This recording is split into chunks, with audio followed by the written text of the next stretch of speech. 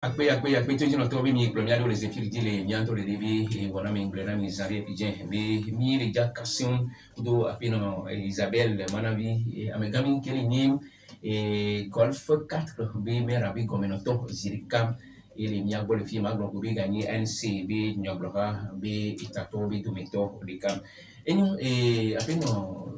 Isabelle manavi amegami gozo maro nyado yo faut passer le coup ole les vieux au fond l'eau le bébé donc donc de on dit dit pas et on dit chasse pour yone yewa dit dit ni ba dogo ba we o le kipo yewa ni ba dogo do si bele ko ko ni a ko si la ko to go do do mi ba ya e nu subo mi si do mi abe to mi yewa e nu subo mi po do mi abe nkuvio e nya subo che to so mo be mu mi so go fo 4 be e nyanti e do ro la be gbe a ono mi abo ujibe tutu mano la de mona mama onu monu popo ya ti do ne ma do pe ni togo nyonu ajino kan le to avu oto nyonu atode o nyonu kewe omu jona le wa be efu pepe kudo wa be do dasime nyonu kowe o le jivi o le poji e divio va le trozo endu o le ni tuproto o le ni se wa pe meno lo le ni dudo nu lo la o le ni nyonu akino adugbe ni nyonu o le be ke esoke tro ngodo me do mi ba ya mi du nyonu akino ba za akino be asa kwa muje ma o mo nu popo ya ti do ma do asanyu eno ma so ma bio ma o ba me gbono no ku gbogbo ko pe be amigbo sasra ne bawo wa ba sinu do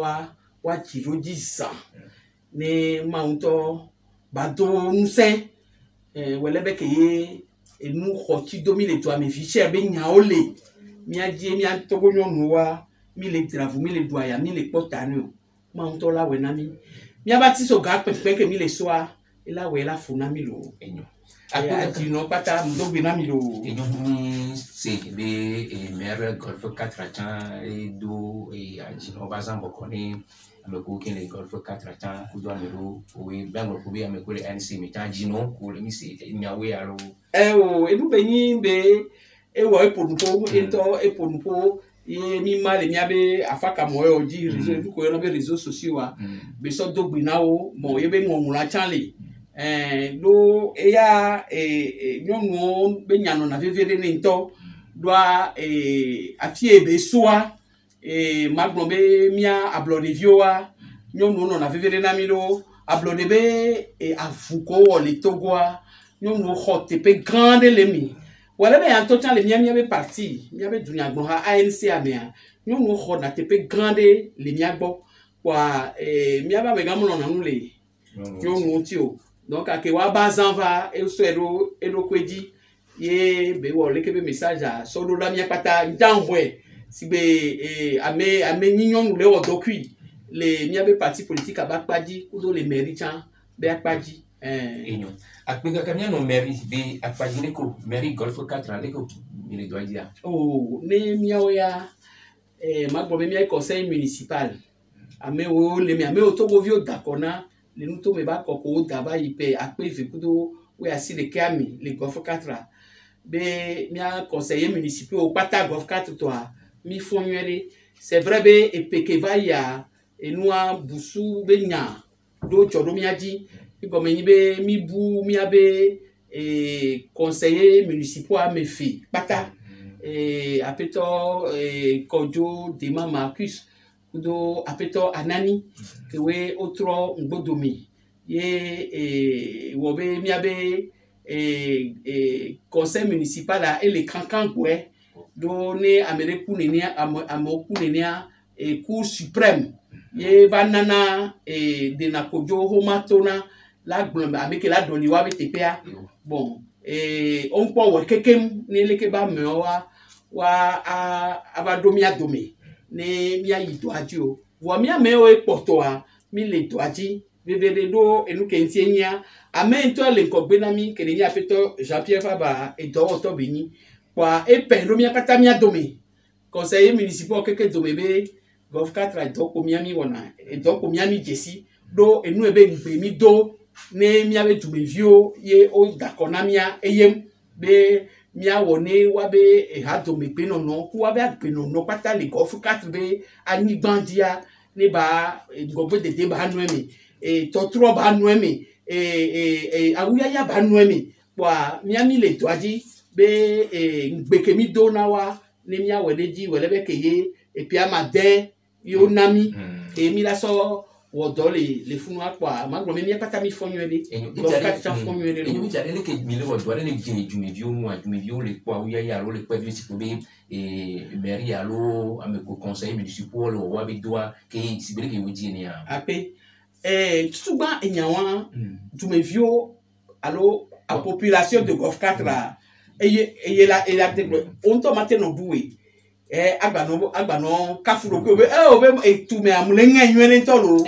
amedela no bota onto la no gbebe ya le du nywele vo ala ko be o ame ahunto ma le de ko du obele amedea la no bota la ko bo le du nywele sibele ko onto chambre ne kwa nywento la nyibe edume vionto alo Golf 4 be population antoa ne bagbon PV kufan wo mileya ne bagbon PV kufan me ale nukowe ye be koma vo elu ke nyama gbon ye pe yin be miami le wodo esan kudo keli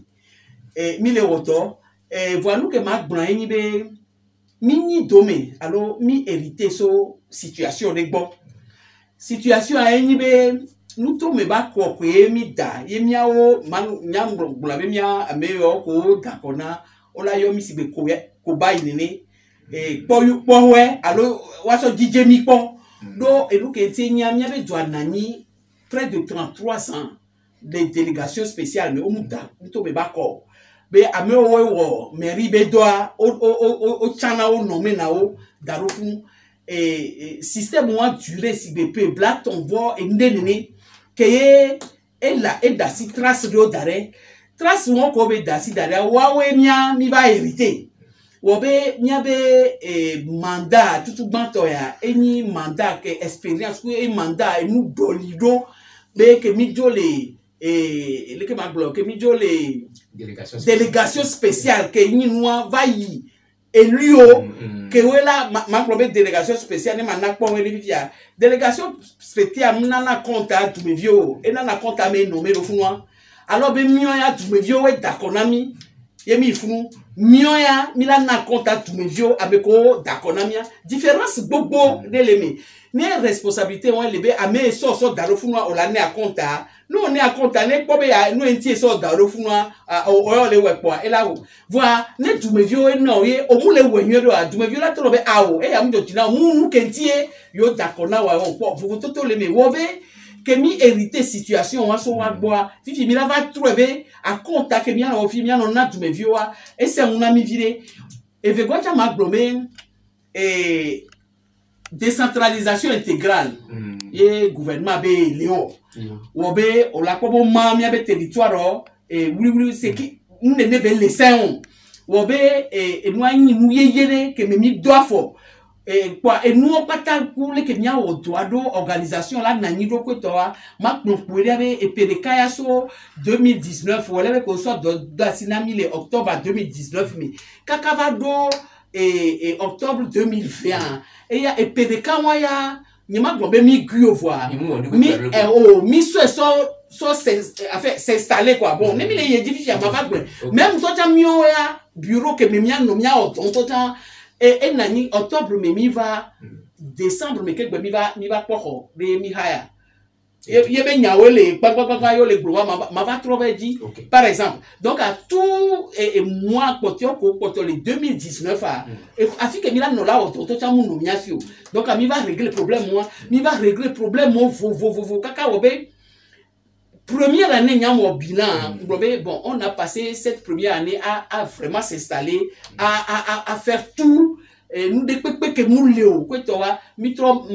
marqué mi avait nous que ouais matema bon fifi be 2020 be et nous 2021 que mi va to adinto à conca donc et donc au miwa ne mi le yedi fifi a ma bro et nous ko que miwa ye tu me vieux to la quoi veve da Golf 4 o ko be de mi le blonya ya di petit ma o mise au point déjà be ame ko mu le golf 4 wadi to go vi o acha onilo voa nyam jina ko be no la golf 4 be nya ame ko population que le golf 4 ame plein doit Mouva bona be bobo to anke ke yo me nu ke le remarquer ni be amero mu le golf 4 o mu je golf 4 o mu nyanke to ta be nyo o mu nya des limitations ko le golf 4 ami to voir on va dans la golf 4 be nya ke ye enina nya trop bon quoi non était peu o mu le informer so de pepentio voilà on la no golf 4 be nya donc à golf 4 o mi wona to vevere kudo et comme ebe fio mi on a to ku se de kuo mi on a to ku amion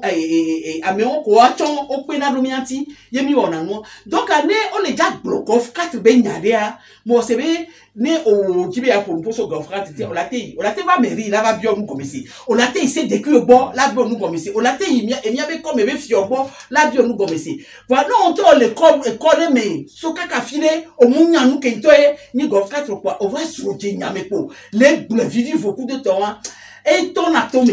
et nous va de ko be nyana me ngale ko me chowa e do amolo ku la togo vi beni et la pepe quoi non ni togo vi yo la nya de bio nous commencer assez nous comme noué que baba no pompo et puis ya ni la son golf 4 amela no tu vi ya te bio nya ba ko na amerika et ni so e be lipo are pikao e be te le kanga ja siguro ko me fi amoro mate nya ne be no tout souvent ne ma de golf 4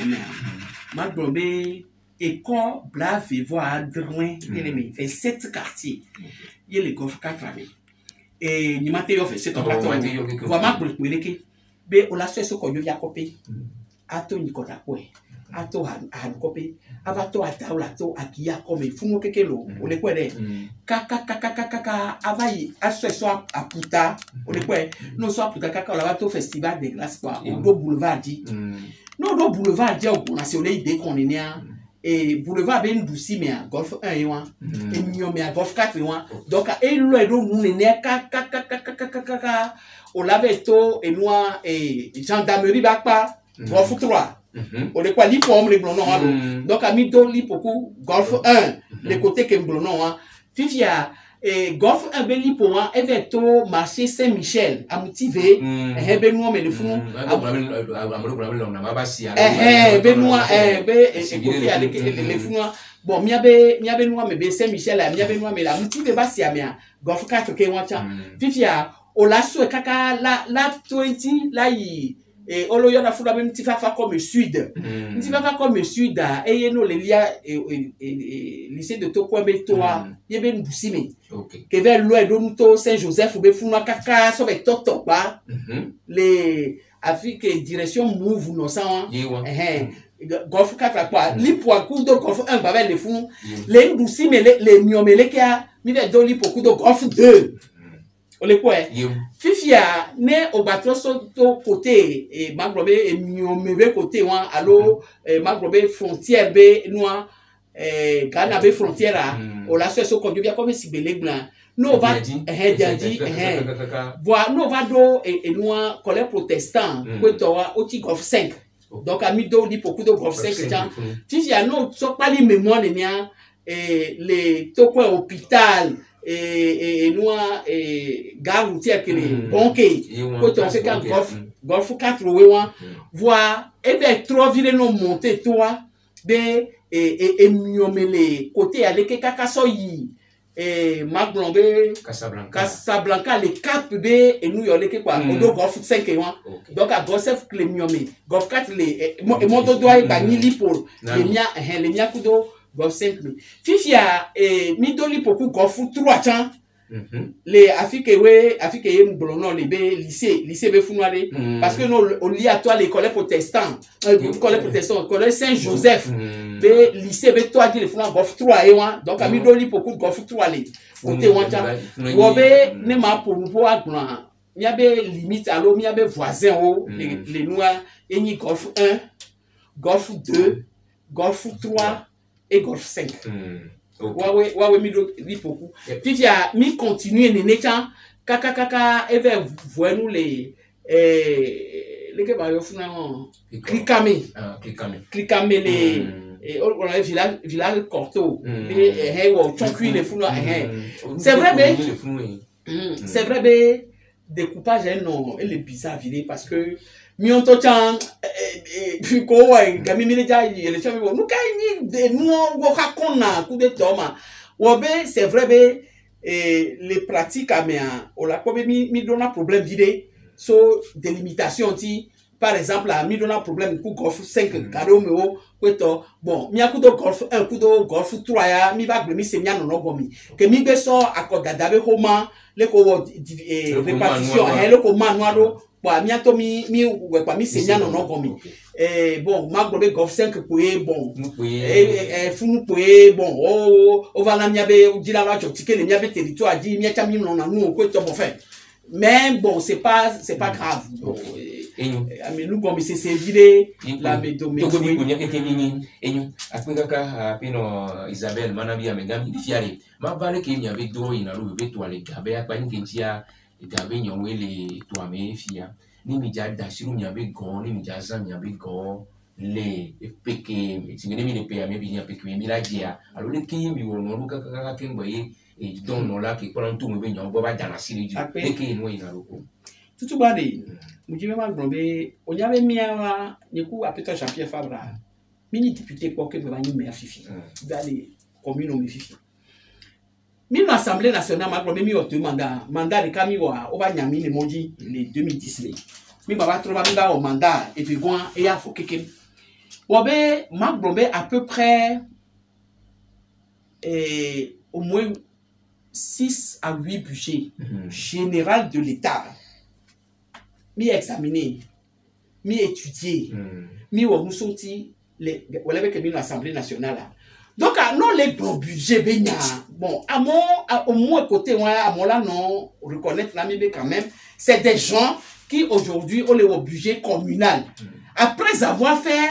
étudier et 8 budgets de l'État et payer au moins payer à l'opéni mais budget mi étudier donc non les gros budget benya kafla c'est adré ni tabo ba kuno de pe si bele que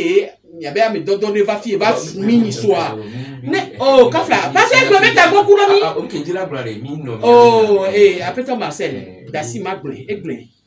ne tabo ba kuna mi de pe si bele que bele blende ne tabo ba kuna mi de pe cha à force be mi ouais budget à cette cas l'assemblée mi ouais c'est mi ouais c'est toi ne tabo ba kuno de pe cha et puis niyo mia ola monu ki identité ni ta boba kuno de kopia donc ane amo les gros budget benya wa no don privé mi no assemblée pour mi voter budget et puis ministre ko na nisa no bio we ola globé est-ce que no yo so budget va les mi bona nous les ASC mi bona noa allo mi on a dans son budget si allo le ke be do ina roma ken bo we no le ja amo le ja no budget benya do la mi agboa ola no ple donc ayeni mi so pot tout ma ke be mawa donc avec le budget général de l'État, ça, au matin, non, n'importe quoi pour budget communal. Donc, il y a budget communal, là, c'est à pas vite tout cuire. Il y a budget général de l'État. Donc, budget général de l'État est qu'un ministère, est qu'un commune, est qu'un, c'est-à-dire, c'est toutes les structures de l'État. Il y a son budget général de l'État. Et il y a budget commune de cas Golf 4 pour les budgets 1000 blancs. Donc, là, mais le budget général de l'État va commune de budget bois. Moi, c'est bien, et doit dire, et nous, voir, mieux comme, et c'est 10 000 non, donc, et tu as mis à fier, mi soit, et mi à fier, yomili. Mi a bien parce que mi les, et tu du Nabroha, mais tiens, ah, mais si à me ben couvi les miens dit, venez, tu nous vois. Ben couvi les miens dit, au peut-être le temps tebe, mila commettre faute de l'eau, allo mila onde, ne va tipo de mia dio, oh quoi. Que mianto mi nyenia, mi wona mi ben de pepe, ye, mimu étudier nyene, alors, mimu suivre la procédure que si a, dombe wanowa, mi wone, ne lo minti na poti de pepe. Wabe, ne mi les gars obligés, les miabe commune Golf 4 allez. Tout ban, phase de nanani, que nina phase pré-budgétaire et duré dans 2 semaines que mi on a beaucoup de mi donne beaucoup fio mi donna beaucoup de CDQ, mi donna beaucoup de, mi avait direction à maton, et les miasi les fous, mi avait direction, DRH, DST, direction des services techniques, il y avait direction des affaires financières, il y avait direction des affaires sociales. Tout le monde, service au pata, ou avait besoin, et nous pour rien, on l'a sur auto, et c'est de que autant problème que les nani les commis, et nous y allons pendant 2 semaines, mi on attend, à messia mesona, et bien sous-souba, et nous y allons l'équema, et nous y allons l'équema. Au niveau du conseil municipal, toi, avant ça, nous on a une priorisation des besoins. Et comme il et nous quand les bébés, nous qui étions non fils héritage c'est un des bénimicro. Et nous c'est nous les prioritaires. Les communes nommées, des pépé et nyawa we kaba voilà nous des pépé nyawa we kaba mais des nyawa we kaba ou des nyawa we kaba ou des donc miami déterminer nous kekembe nous kewo mi la prioriser. Nous avons mis là tout bon et qu'elle a ni fait bon et qu'elle a ni tongon doit 6 ans et be mandat et miasi donc mi matin 6 ans be mandat à so en nuit nanu nous les possible et gacha musu mi aten we nenu donc mi abe ma problème mi abe recette allo mi abe et nous on les limiter ressources on les limiter ressources limitées on nous que mi la ten so que be pe bo mi a nous beaucoup de temps donc mi a mi prioriser mi abe nous quelqu'un d'aller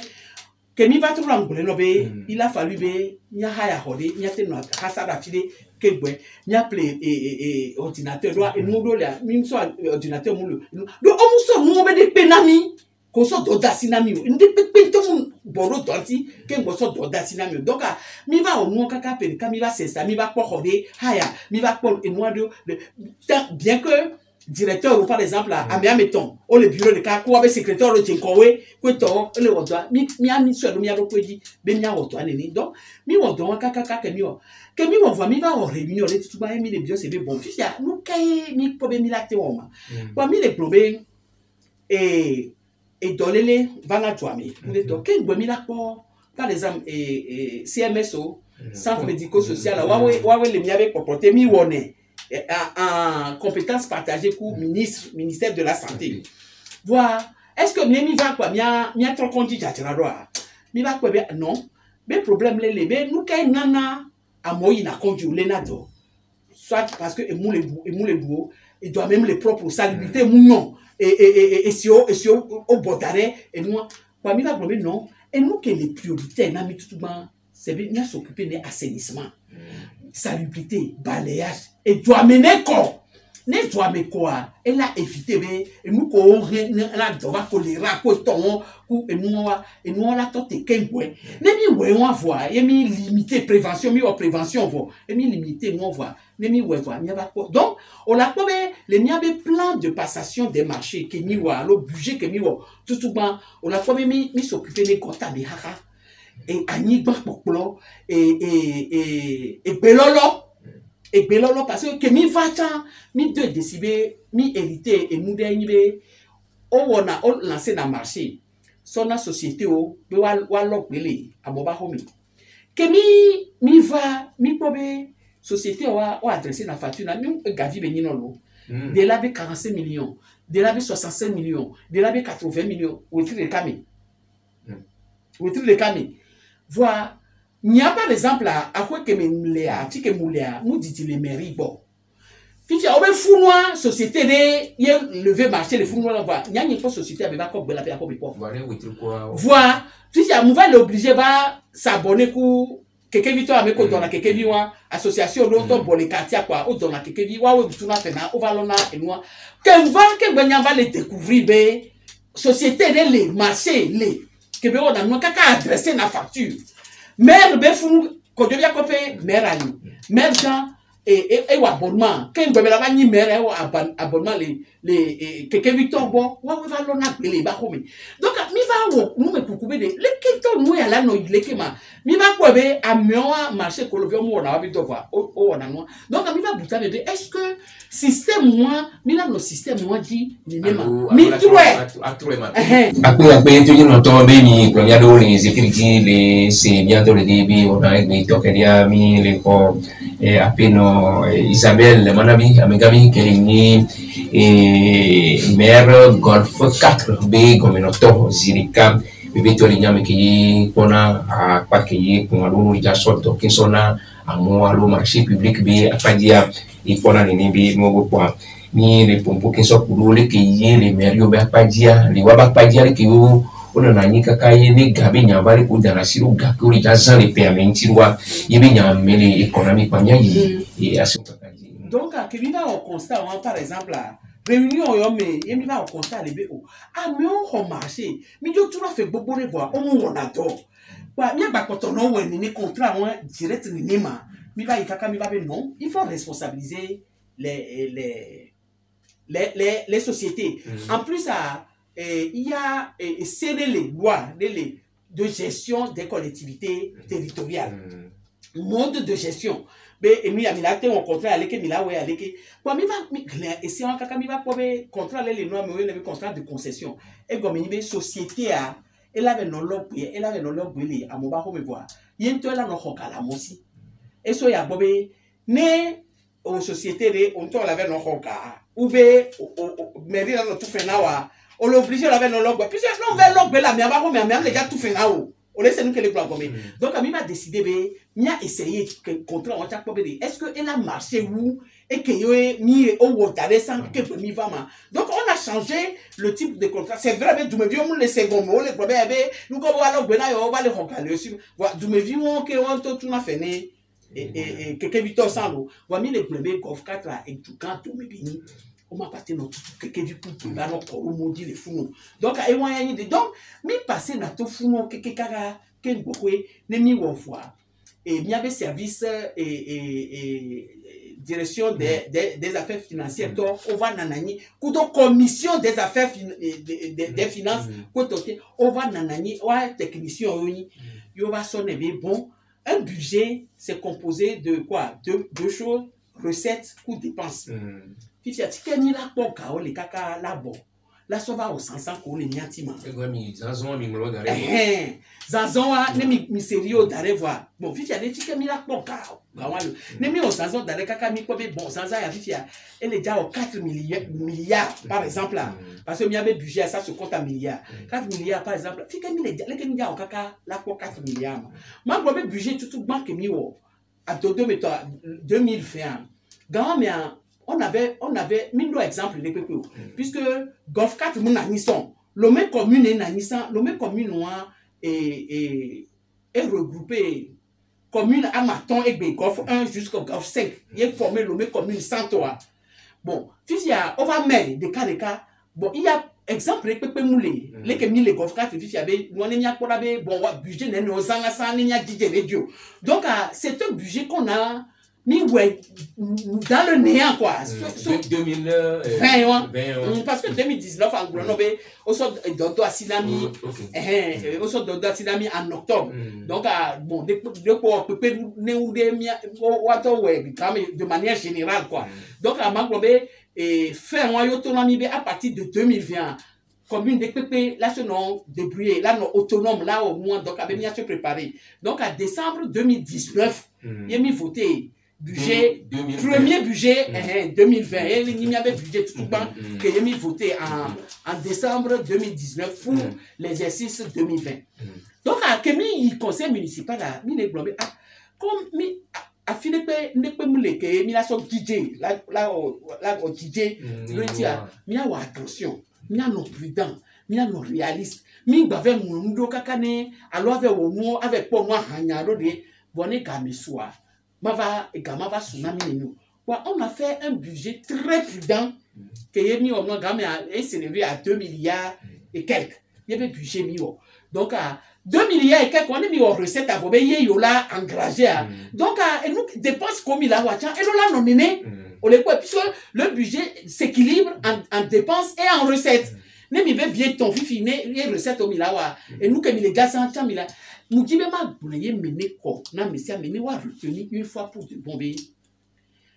avec on les sites de excédent budgétaire benyati les plognon comme nous genti au coup de toi et principe de calé amni to go be sey to champion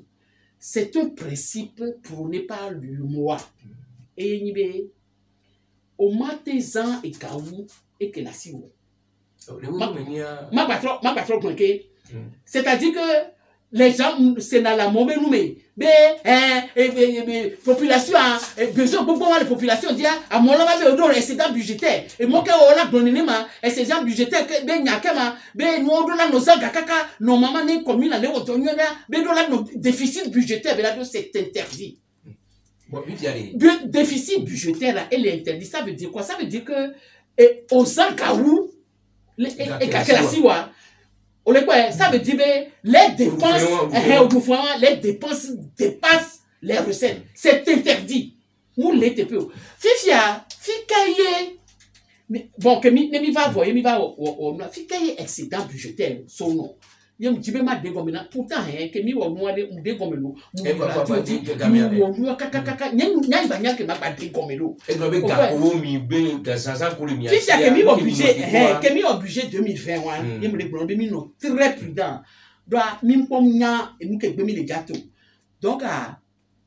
et ga que mi la recette ko mi la wa mi ken vire e be ni mi pour les filles et ga combien to mi journal la simi. Et ga que hôtel ga me hôtel mu bon na mi cha à peu près les prévisions n'est que belate on a mis puisque et chamudo et nous on est donc on était dans le flou total quoi mi bien non réaliste mi non réaliste donc ami bon né hôtel joka elle que na mia et bon et que mi tomi journal la si mais et je rappelle en passant que commune au budget que et ga que hôtel journal né commune parce que et taxe do la mianto we kono OTR kono ke va reverser na nami au de na pourcentage de le mission de la district autonome du Grand Lomé au de ne so na nouveau cas que boche du docteur va son namia ça représente 90% du budget communal. Bon et asimebe ticket commis jonawa ça ne représente que 10%. On le quoi et ya ni règle de Kenya. Donc on le be mi ponya 90% côté là combien ça va être millions hôtel d'autant millions quoi mi non prudent donc que mi non prudent que mi va we kaka mi na mi wodo mi va recruter jeune mi va wo noa coup de to kaka que même les nous que mi déjà va compte budgétaire là mi se rend compte de et budget que mi benia ola nami mi non très prudent mi wo doit kaka mi au lieu de collecter et ga que mi la jo 100% le mi va jo kaka 200 et quelques pourcents donc et gawa que be les ni recettes que mi be engranger ou mi avait provision parce que on était dans le doute, on savait pas les que la no doa et quand any partie de budget excédentaire on est confié et ni change que potonamia bon et ya notamment pour non quoi il faut et ya ni tout partie de budget excédentaire benoît les caillois les recettes ont dépassé les prévisions que miwa maintenant les dépenses au bois mi au prévisionner dépenses au mi la wonu ya leke mi la wonu ya leke mi la wonu ya leke mi la wonu ya leke mi dj et ya leke elle a 100 millions et quel mi la wonu ya leke elle a 100 millions mi la wonu ya leke elle a wonu les communes au bois mi avait dépenses on quelque loin mi mo na marché gré agro et comme me ma be me déjà tout school ho allo me déjà tout gazé allo me déjà pas mon fifi quoi ma va quoi ma be Marcel bon on doit marcher les golf card donc va gré agré moule c'est interdit mi avait marché au pata il obligé là au appel d'offre et appel d'offre et répondre à des critères pour tout principe c'est pour ça que je suis la PRMP là-bas parce que droit ben na bodo quand sukulu kurabu yembai ken bohwe on a été ouais événement procédure non éthique délai non éthique ou de temps elle est très contraignant ben mi lancer appel d'offre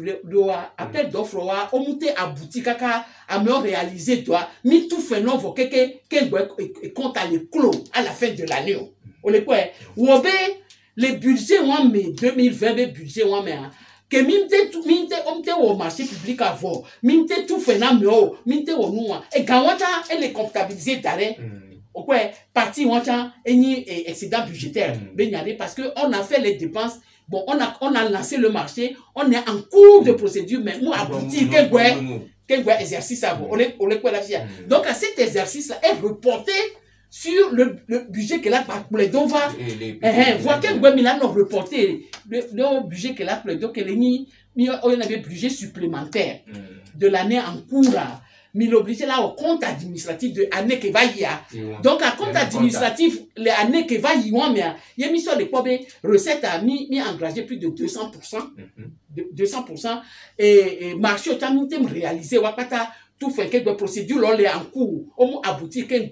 donc également c'est ça qui ajouté l'un à l'autre constitue ce qu'on appelle le budget excédentaire. Le budget excédentaire, ça ne veut pas dire que et gabeni les caisses mais non alors les appelle-toi Jean-Pierre Fabre Begome alors même tout temps les caisses mairie be caisse mairie be gagné nous on a caisse les mairie et non a trésor public bon et moi que qui est du me vieux nya les nania ye mule glombe na de ye mule yoye le glombe de no la glonya de gogo me ko monu je no ti wa de ko me no ke gbe o la ko mu e ga nya be ga de mu no na mia gbo mu no na caisse total le mairie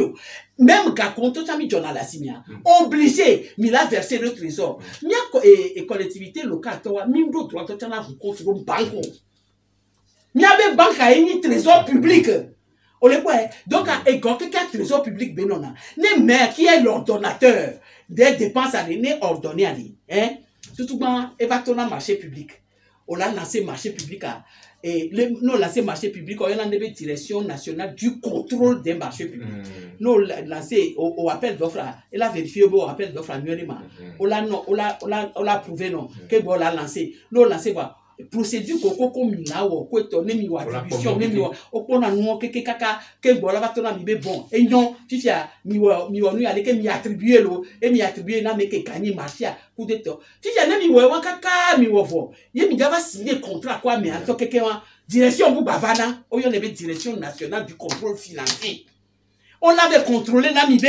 et gakemi o mondo contrat mais même ya so odware et soit amiade que tu vas nous be ciment tonne de cas il est play 200 000 alors que ciment tonne de cas 80 000 il va nous 200 000 non on l'a barré là ben non et prix caméana nous correspond au prix que les mercurial déprime donc avec il y a notre on l'a bi trop et moi coup de to kaka nemi we moi fo ke moi que on l'a validé et moi yemi la so do mi abe daf et là on avait mandatement que bola va so do trésor que bola tout fait na me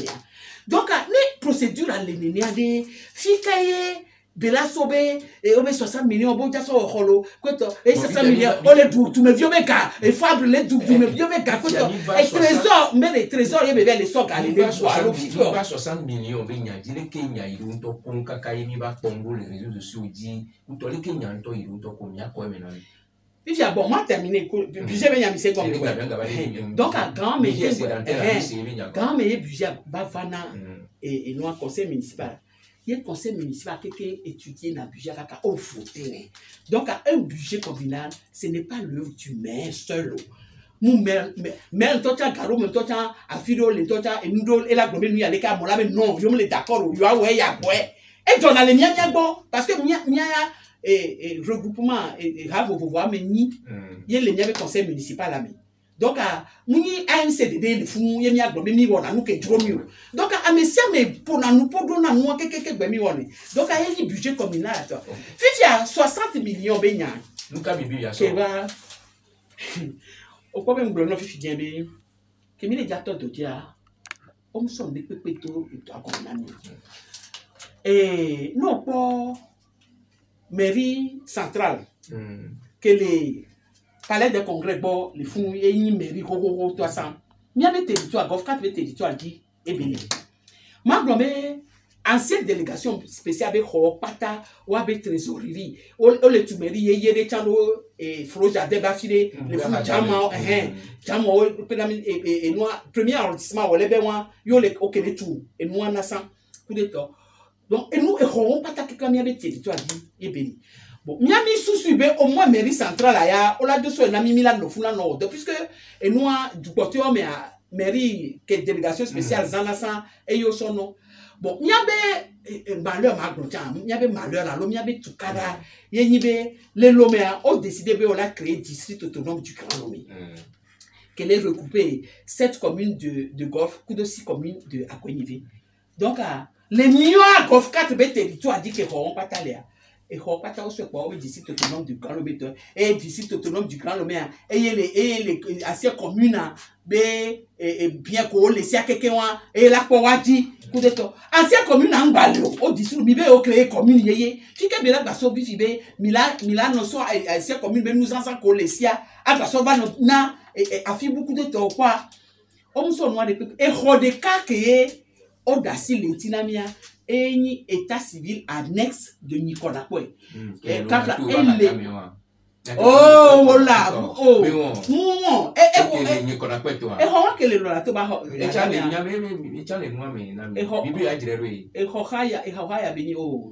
Les gens racontent n'importe quoi là, Marcel. Et nous, catholique, location, mairie centrale, yo les blancs. État civil central, pardon, état civil central, que le nonato be fuma, et quand tu tombes comme c'est une location, mais tu n'as fait. Donc, ça n'appartient pas à l'État. Bon, soit dit en passant. Fifia, et Rokosonamia de elle Nicolas Poele, et ton vide menuto troller les lycées de Nicolas Poele, bâtir le fou. Qu'est-ce qu'il faut nous parler? On l'a bien, c'est bien, mais même pour en faire un état civil de fou, et qu'on parler. Nous les pour les nous bureau oh de cas fou yo sobe et ni merbe et miabe et nous bon mi maté le fou et miabe DST to kudo miabe direction des ressources humaines wa we hasana le fou et ngolo no fifi be directeur a meton na bureau le cas wa be secrétaire général ko we ko to yo na to le fou e ko so na mia et fou nous yemi wo élection de maire à léon donc à que mi va mi maté ah o mi yode et roqué mi les affiches sur les mairie à décembre mais au sort de sinami octobre mais décembre mais mi va quoi mi haya haya mi quoi mi haya mi somia ba va de fou que maté globé en janvier voire février 2020 que mi ten todo dit les fous voir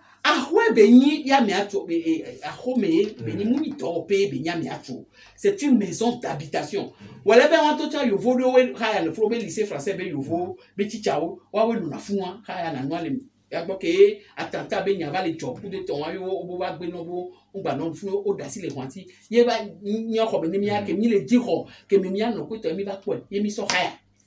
donc egbe a me o le bronya wa to be e o so 60 millions ko to a me o nyanya no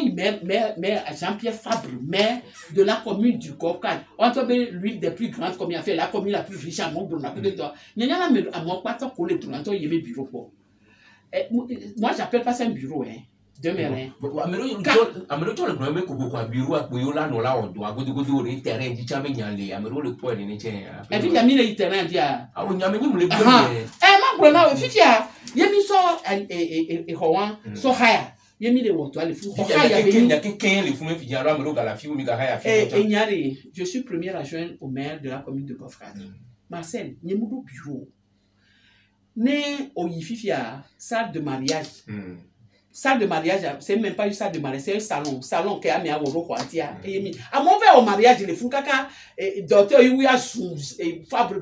comme si c'est la faute de frère mais et il assisté mariage là on va là yo do mais nous kenyi wa mais nous kenwa ma ko to voir que yo jo ba le blombe wa jere lo fifi ni ba le se ya ben ko va eswame va isan ko to va fifi que va trop ne que la propose moi le que le droit est bon nous ba le blombe ne to go to be nya le fie quoi ye oso miso funa ke msoho nya fifi je trop là bien do bureau salle de mariage be planter le funu on atole on a mariage les jeudi matin et les samedis jeudi matin nyemba na tomo parce que la salle est occupée pour les mariages après midi que non mariage à kaka au jeudi matin après midi que te bana tomo donc que tinya non le mariage à nyemle jate au téléphone libérer la salle non ne mi le do kaka fifi bien lo kaka fifi bien mimdo bureau donc que moi les néné mi les deux problèmes par exemple état civil central to no be ko haya beni o haya sans lomé commune be ka me ke gbe mi va fifi comme il va les confrères fifi miawe les chéri fifi miawe tuna et ko haya beni mi l'obligé de botron louer à Hwebu ne miabe direction des affaires financières. Mi est obligé to louer à Huebu, ne miabe trésorier public à que pona miabe et faire tout et nyogwa on nommé na golf ameton mi partager le même on a le même trésorier golf 1 golf 4 et golf 6 on a le même trésorier donc mi haya et à Hue ne trésorier wacha que mi mana gatuna ku golf 1 kudo golf 6 ne batte so webe bureau yebe funa ele ke gbowe et hokecha mi ba ha mais état civil les zangara timi Rex befun mi ha e chai wo be mi va le kwe kakabe ne wetri kwa e hoka ya tike ni tuna e suna bona mi wu voi enwa le nelecha e kwa mu le sunyo kwa mi va yi conseil municipal kwa amuva pe o be ne nu ya le ka mi aja ho e ko e akode ne mi appli ga mi atole location be nyami ne mi awo moi ma o ba me nu via kemito suswa de kwa et qu'on est basé nami on va bonami be amelo et succession de l'esa et be ko donc moi quand nous ani gbangba lo to tout à 100 koé yo l'esa elle est bien située tiens ou didile mi abe mairie agbo donc a ni immeuble bâti tout banque mi plaît et mene ko elle nous bata elle mi abe plan de passation ku do mi abe budget amelo don là que plan tout mi nyoba le nyame et nous que wa o le mi abe budget ami mi plaît et a ho mi plaît 133 millions. Bon, bien évidemment, on va offrir une mutation du titre foncier et tout ça. Bon, bon, disons à peu près, mise à quelqu'un peut-être 140 ou 150 millions pour faire la mutation du titre foncier et tout ça pour être ok. Mairie à toi. Mairie Golf 4 toi. Fifi, mais son titre foncier a fait officiel là quoi? C'est la mairie, la propriété pleine et entière de la commune du Golf 4. Ok. Mais bava les kaka quoi? On va pas pour baler ça les Funake et Chamour et Chan Ahoe à Sanouye ou de to. Quoi, on va proposer mi ba mi de pofuna et jotinami mi ba pletan 150 millions. Mi ba le kaka quoi, a ho tout ba que mi plea et a ho que telentia propriétaire la chamba be laisser. Donc à que CB o se wa elle va proposer na mi be et be il tient il dit mi après mi ma jo play au comment. Bah mi c'est une bonne idée. Mais ne mi plaît, gamme mi la banquement et roi me fait de me pas la tchèque la jo ho garde ka grand mère salle de mariage que ben yamle blombe mi va célébrer mariage les salons coup de toi et là jo permet mi la tout ça de mariage en bonne du forme on ben dans mon voile déjà va au mariage on a nyame salle de mariage ni salon vi mais yo là donc ne ma blonon en tout et pour toi et roi mettons que mi plaît mi 450 millions toto. On a acheté 3 immeubles bâtis.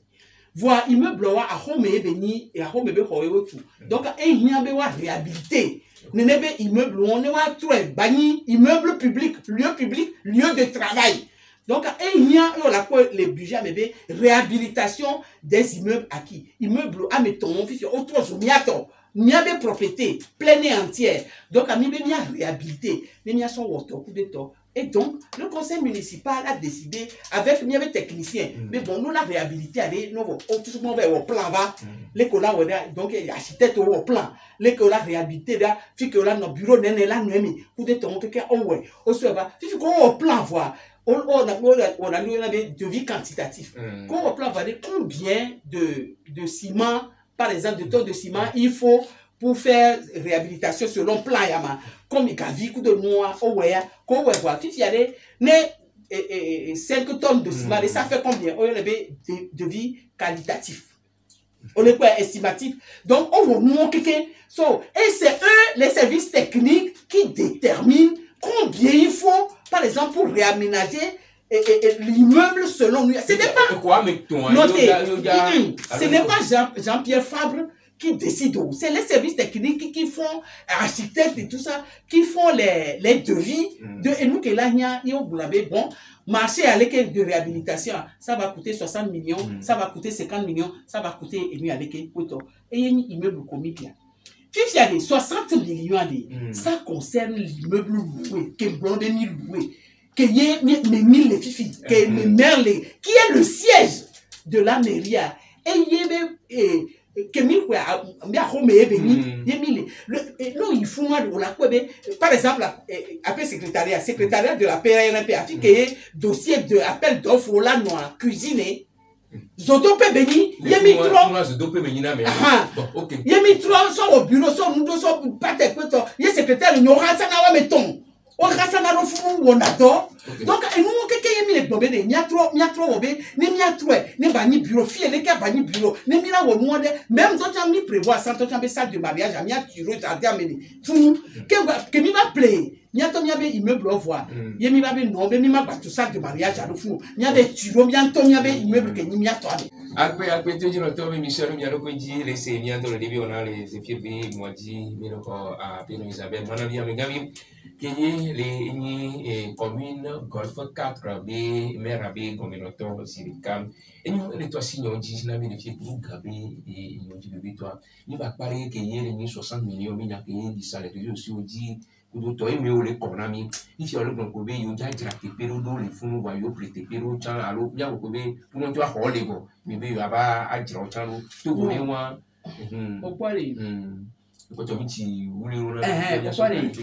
tout ma globe les golf 4 be organiser mais direction ma to patel les nièces yo no fifi fifi a e ko me talking no be mi play one day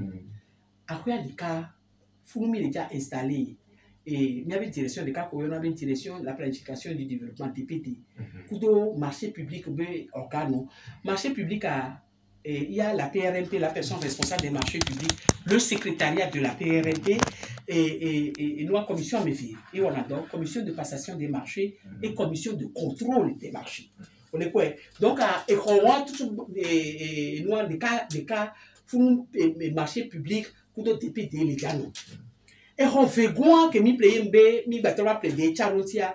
DST direction des services techniques waya direction des services techniques a wawe pona e montuto e numa benyao koto donc a waya o hiana tepe ke lu o la carré mu o so na kapo wa be machine do gangan wa be nu gangan et noa mi be fuwa DST kudo direction de là nous font DRH je crois ou là nous font fifi a et quand on doit que mi plaît on voulait fifi bien fou mi les gars tout ça de mariage do et mi là nous célébrer mariage les combien et dia fou mi avec direction des affaires financières que les rora à médicia et les gens noyau on le quoi donc et quoi met ton commis plaît on quelqu'un te paye le voici quelqu'un on l'a pas que me citer moi fifi quelqu'un ni citer mère be bureau ça veut dire quoi ça veut dire que mais la fille que dit les filles qui ni rohaya et be bureau à le fond m'a dit be soirée awo curiosité na va bon a fille que mère là bon et aller au toile les fond en attendant et y en a quoi voilà et nous que les jeunes ni be jusqu'à présent nous prenons be directeur à mettons on a bureau avec secrétaire on peut les beaux toi ça dit elle est ennemis donc nemi pour fond voir le maire reste les locations de cas que là quand on a mis à voir Kafla c'est attiré. Mais maintenant, pour la mairie du COF 4, ou bien la mairie la plus nantie, 1000 euros, lui, à l'équipe, pour dire quoi. Afin que maire Léa, elle a n'a romé, que y a secrétariat, elle a mis au dopé. N'y a laissé à mauvais, n'y a pas. Donc, à fou-moi, et y a mis les problèmes. Immeuble à pata, qu'elle est habitée, non, c'est l'eau, qu'elle est habitée, le bureau du maire. Nous ressemblons secrétaire de la PRMPA et tu as fait ça au fond. Bientôt un peu bureau, nous squatter les coups de mariage tôt et le secrétariat général. Il y avait le secrétariat général quand l'installer le fond. Le cabinet du maire elle est composé du protocole du maire, du directeur de cabinet et du chargé à la communication. C'est tous ces services-là qui se retrouvent là-bas. On les quoi fier service où on pas ta fifia mi ma tête déménager ouais là so y et comme problème mi plein et y là so puis so nous blanc et qu'on les occuper bon donc quand on dit réhabilitation de l'immeuble habitant le siège de la mairie, il faut que les gens comprennent que le siège d'une mairie, ce n'est pas le bureau du maire, c'est le secrétariat général, c'est le directeur de cabinet, c'est le chargé à la communication, c'est le protocole, c'est le secrétariat du maire et autres. Donc à Waya les fous. Donc à Fououane, ils ont les immeubles qui ont les problèmes de réhabilité. Ne pas 3 jours. Un immeuble fonctionnel, pas une maison d'habitation que yon là non mais la réhabilité mais service à ban au fond ne yo voler par exemple alors amener à me dire va venir il y avait un partenariat pour commune de Gofka Onyan que magboya ya ola no kube que mi to do ditro la mi avait mère et ambassadeur de l'Allemagne des visites et fa et to bien se déplacer avec Pora et va ambassadeur de France que ambassadeur d'Allemagne va le dire mais monsieur Fab, comment vous arrivez à travailler dans les conditions comme ça? Mais ça c'est pas une mairie. Eh bien, mais c'est pas parce que il y a nous qui n'a mairie au hôtel de ville là, il sait ce que c'est. Donc à quel moment quoi les moi mais quoi eh bien il est obligé là pour néné ouais en attendant. Donc voilà ce que on veut faire de nous vraiment déterminamment ne va se mener. Et nous, il y a des cas, les ménages qui nous qui fait bon, les libéraux à réhabiliter, alors il y a un drôle de temps, et garou mon ami, depuis qu'il y a un va, drôle de temps, mais qui, bien, n'a pas une gaga, n'a pas quoi, alors de temps,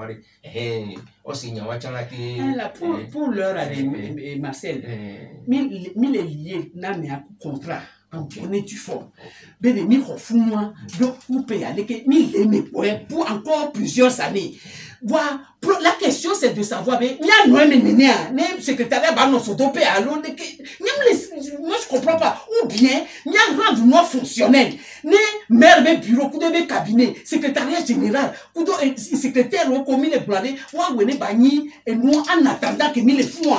Mais mi globé mi les gars le fou nous sort allons ni sorler et puis les que nous les situer là n'y a pas droit bleu les que immeuble nous les situer juste en face du boulevard et ni te peigner que et wobé on la quoi mi les jardin que non comme jardin parler non quoi bon mi les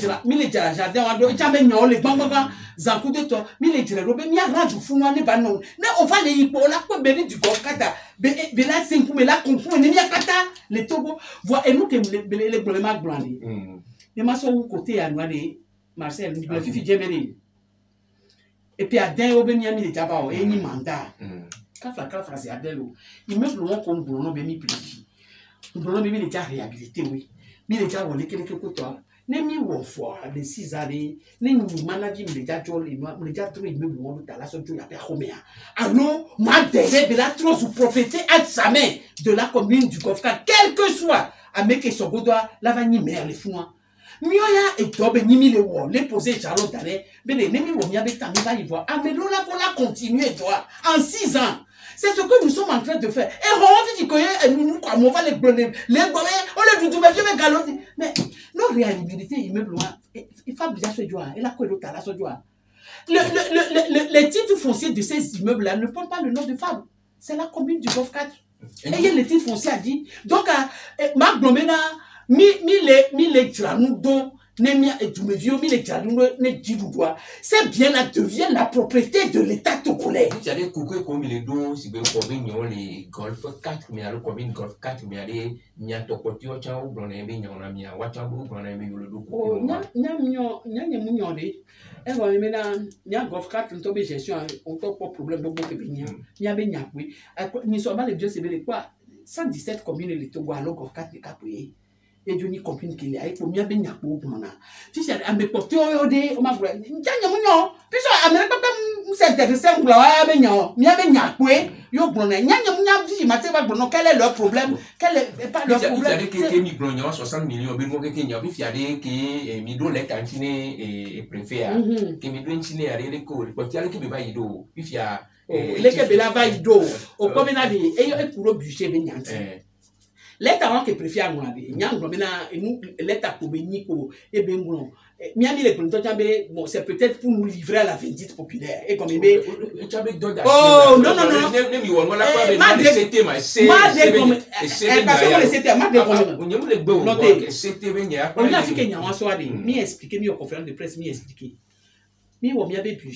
budget année 2022 tu as mis voté le 17 décembre 2021.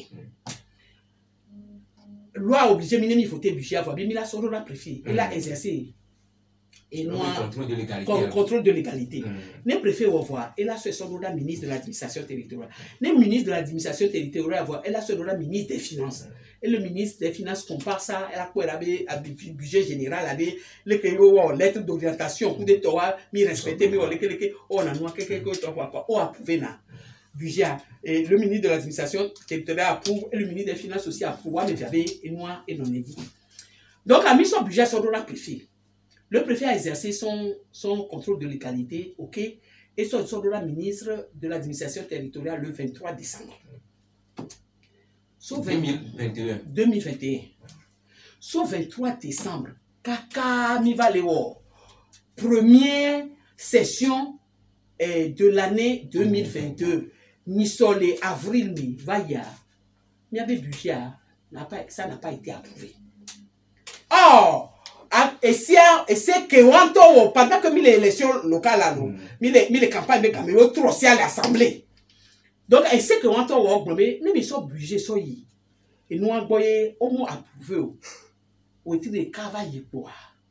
Mais le budget est réputé exécutoire. Donc, problème que les miens disent, comme 2022, le budget est approuvé. Bon, mais avec les planigbans, avec les onua, avec les marchés, on a mis au mandatement, on a exécuté le marché, on a tout fait. Non, ça, facture, ça, trésor, non, le budget du GOFCAT 2022 n'est pas approuvé, on ne peut pas payer. Ce qui fait ça, nous le dit, sauf janvier, mais quand on rejeté, facture, même il y avait budget, ce qui nous empêchait de travailler. Donc, à Kémy va conseiller, même informer conseiller, voilà le problème auquel on est confronté. Les Kémy là, au Roma, il y a conseil à Pata mais si c'est comme ça, ministre Chamou, la lettre avec Pepe, Torora Mibere, et nous y a les miabe budget, mi va au leke, coup de temps, rien. Même si il y a pour budget, le bloquer l'élément. Le conseil municipal a décidé que, un mois était stable, mais on a transmis le budget depuis le 23 décembre. Ça fait 5 mois, plus de 5 mois. Et il y a et le conseil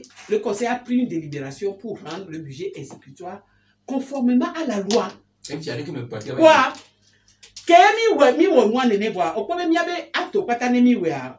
Et suivre le contrôle de légalité. Bien évidemment que nous délibération rendre le budget exécutoire. Mais cette délibération sur le préfet pour exercer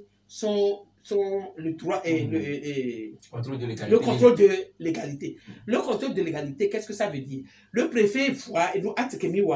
est-ce qu'elle est conforme sciemment? Or, et c'est que c'est l'article 354, je crois qu'il dit qu'un mois après, le budget est réputé. Donc, c'est sur la base de ça. Mais ce budget, voilà, mais 5 mois, donc le conseil constate et rend exécutoire le budget conforme en application de l'article 354. Donc, contrôle de légalité, qu'est-ce que ça veut dire? Le préfet contrôle si l'article que mis les ans et les conforme pour nous que mis au moins. C'est ça le contrôle de légalité. Il n'est pas demandé au préfet de juger de l'opportunité du départ. Datima a expliqué au lieu d'exercer son contrôle de légalité, maintenant le préfet écrit ce courrier-là pour dire, mi va sur 60 millions, mais mi va sur Dramer, bureau, mi va sur la prochaine fois, et nous, patron, n'est coup de temps. Or, ce que le préfet ignore, ou bien,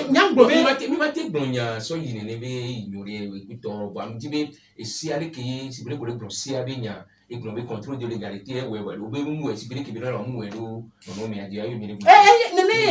puisque le contrôle de légalité, est-ce qu'il y a un article qui existe dans la loi sur la décentralisation qui dit que nos budgets sont dans la ministre, il y avait gardé un mois, le budget. Oui, le test là existe, et c'est ce test qu'on a visé. Bon, Fifia, nous, quand Besso, bien que on a son dollar, préfet Béné, elle va les profiter, mais 60 millions. Oh! Mais c'est Dassi m'a expliqué, nous avons une polémique, on est toté. Mais, au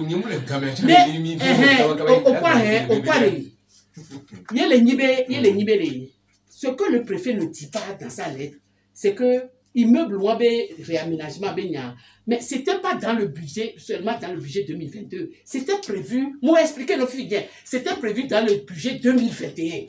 Or, le budget 2021 a été approuvé par le ministre de l'administration territoriale déjà. C'est parce que dépenses Wamim exécuté le 2021. On les quoi? Si vous voulez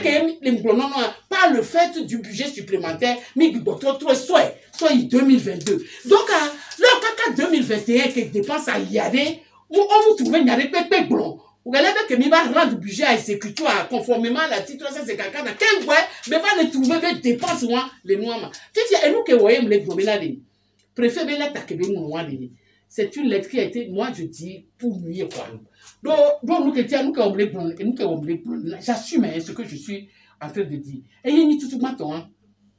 La preuve, c'est que même jour que Belé mon lettre avant, mais le ministre de l'administration territoriale finit par approuver le budget. Fivia, Beyoncé Benade, est-ce que le ministre de l'administration territoriale a approuvé le budget et approuvé en tenant compte de remarques que préfère? Mais non, le budget a été approuvé tel que ça a été voté par le conseil municipal le 17 décembre 2021. Donc, et nous, il y a les problèmes. On a l'impression que il y a son mission d'dominer du médio. Ok, et bien sûr, il y a qu'une seule nation qui nous a mis tirer les niasia, les niasia, il y a qu'une seule nation, il y a les capudos, bureau là, noissia, le bureau là, noissi, nami, et miako, et à mes tutuban, toi, les camé. Allô? Allô? Allô? 96, 30, 66, 66, 92, 77, 66, 66. Allô? Allô? Bonsoir. Bonsoir, M. Bonamira. Il faut bien amiro. Oui, à vous soir, motivé. Le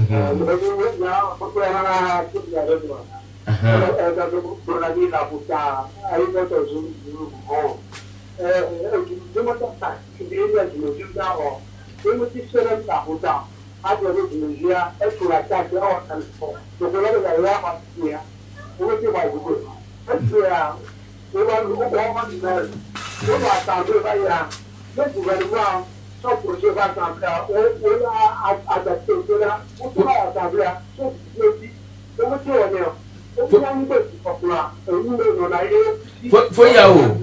Foyao, mjini biobio wanima vakwa biobio kila siwa.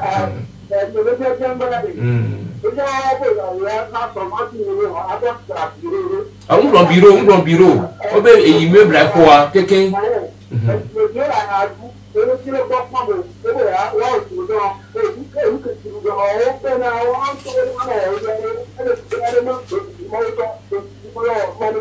Ok.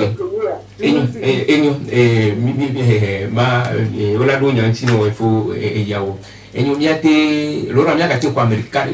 Allô. Allô, bonsoir. Daniel.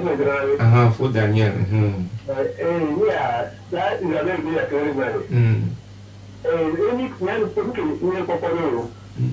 Communication bien. C'est-à-dire que nous devons aller pour le langue. Nous devons aller pour les choses aussi. Nous devons un problème, il y a quelque chose, il y a quand même aussi intérêt. Il y a un temps, il y a un problème. On devient la deuxième. Les entrepreneurs, avec les députés, on va les faire. Parmi les entrepreneurs, parmi beaucoup de beaux, avec beaucoup de pays, je me lâche tout, et puis ainsi, pour la retour, là, le faut Dani. Mais accorde alors, mais non, non, mais d'accord, et je me dis d'accord, non. D'accord. Voilà. Et on le dit là, blanc. Ok. So,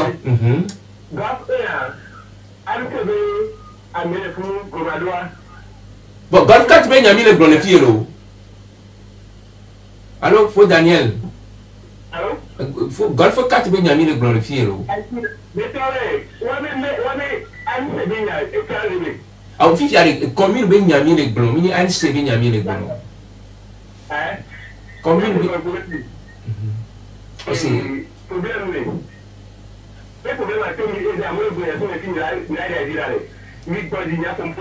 ok, enyo faut d'animi c'est enyo bio kuli mi asem ya solbo ito amenami le vivere nami enyo mi atro kwa me bule kami zefiralo. Allô, bonsoir. Bonsoir. Cyprien. Administration, on veut décentralisation, mais indépendance, autonomie.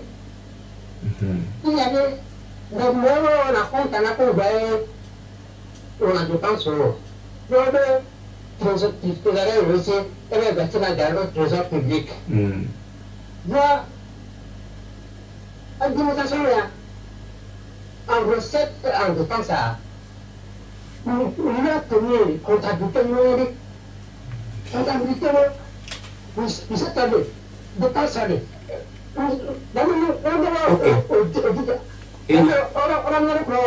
Ok, et nous après la café Cyprien, les après et nous pour souvent bien trop pour amebou les caméras côté les caméras. Allô? Oui, j'étais pour ça. Bonsoir. Mi kwa do le ko fona mia yi di kaba kaba se gamia. Même à pena miano Isabelle. Que va de nous maintenant mia tu me liwa. Et doade munya wono et tu we popoloa. Au roi de bonne volonté. Ye amelolola no ameno. Ye ora tin protu. Bon le ko o mérite ici. Ye ole wo domi le poa. Nya le capo le top original. Akata ka top la pleo ko anya ni bio gale to la tiene ma so prono bena le tiro bete po be yora wo dona e tumejio ye wa po ngede boare o me we aya le po akomu ya le tuo nde papa le jo o ne so emi gbe be ni o le be o ne so do wa le mo ti boare aka lo ka wa no do wa e ke tiro to la pe wo ke ngo la tuwa nkan ti be ma to wo no la tuwa no o le ke ngo la jolo. Amen, merci. Après, America la gatrono allora America le came mia tin ko kwa ni mia so abe ko ko ngi jam nyami allô allô Bonsoir les PFM. Bonsoir. Faut demander à comme Faut ma mais il y a m'appelle vous allez que nous disons comme va ya m'appelle je m'a bien de les net vraiment les store et gâteau de tout et nous mais il faut tomber les ports il y a été des communes les ports et il y a Kakoro il y a les comptes dans le jour de compte et où il y a compte à ni comme et garder que grand là les néosana les points compte commune le pour moi et il y a le vote pour nous là qui t'a bien dit il a remis à tout et nous là il y a d'autres cas qui va les porter et c'est à eux qui là sont Koto, il y a quelque chose à mon côté, il y a un temps de format et puis à aller. Et le côté à Katamina, tu dois le côté, on peut dire que ça me dit à on dit qu'on a quelque chose de plus long que nous, on peut dire que nous, et nous qui va aller, c'est que aller. Il y avait un on a concerné encore ici, c'est là, et tout le jour. On est dans le moment où et nous après fui maso yajira comme fui meni amekoti ami ko le kami. Et nous mango ko be ame ko ke pompo pidi on so npo su ke so ro eto ami kafu kudo ame ro de ku ke ro ke so do bo be to afo ya o ke to asi enyare di be le ko la wala apo ju me vi o be nyon gbo a e ko tutu alo apo ko be nyon gbo jo le be be na mi ma Faut Marcel o po me la ni ntino be nya gbogbo ro mi se nkeke o mi so du me vieux wa mukule no sabe amo le promio o mu nyale ke no inalo ego mi be miabe dowo alo meri be dowo ale ele apade ne jirufu be tu popolo o se gomia nya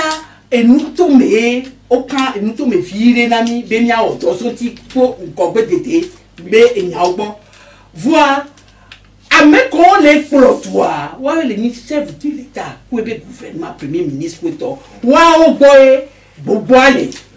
miawo le gofkatra et nous que ni avait compétence et comme compétence à me ton les miasi compétence propre on avait et nous ya leke miawe la we et yi bom nyami le to bon et nous do le on na compétence partagée quoi mon gouvernement vivi surtout benya kondi benyo mi partagé le coup de gouvernement que que compétence dans les gouvernement n'est du gouvernement il est transféré nami par exemple nous qu'on le prouve et tout mes vieux on les doit y accouter mais les miens de compétences au mêlé nous la fille de pépé de mia so mairie de capable mia no mani tout mes vieux semi timi alors mia novici alors et nous que oh anasa pour les koyone ma oh anasapi anadebe ona nous social be nous on penado a monti kudo ola nous on FNFI kudo nous on na managa nyo mo do bana mais ce n'est pas de notre compétence ole quoi donc on va attendre du me vieux et vivia mais kafalo budget a bien golf 4 budget on qui yo no vifi kudo ko le wa vivia les cas mo be mi aso mi ave no mana mo semi yemi la régler vicher be problème et ce n'est pas mi ave compétence yo et nous on t'entend mi be mi awo t'entend bref jamais mi ave ko trésor be nona ola bio mi sebele fika bele mi ave budget que mi voit parce que mi mon année que nous les prévu le budget molo fika bele mi ave budget et fait quoi compétence que me bele na mi be mi awo lekema donc et tu me vieux de c'est comme be na de mi va o ele mi be mi va no pour nous tomber voir et toi de o doit te penamier compétence nous que mi la o toi elle et on ko mi la we wa mi mate wo to ke on so dasina mi mu mi ave compétence et nous amero le gros chambre na communication comme nous les a me vieux le signe mi le dendo be moi communication tonton Marcel moi ta ni mu ko yo et nous que on ni mu ko yo wa de mais c'est dit avec me le dire là c'est nous alors avec me le dire là pour nous avec que wa ebe le dans on mate fou on le Tonton Marcel, on a bien communiqué no wa. Et nous les radios dit kaka bati na mo. Et victoire moule fou nana FM moule et réseaux sociaux nous on par exemple excédent budgétaire. Benyawa Kenya joya moto nous popo à travers les brognon les on mais je me suis ça m'a pris 3 nuits sans sommeil. Mon expliquer nous que ni budget et nous que ni excédent budget et les filles viennent toi match so do donarle mon le expliquer que nous que ni excédent budgétaire que mon met les réseaux sociaux dit que wa muso wa ba be français be on la fille be no le dit la so nous la do togo to wa moulin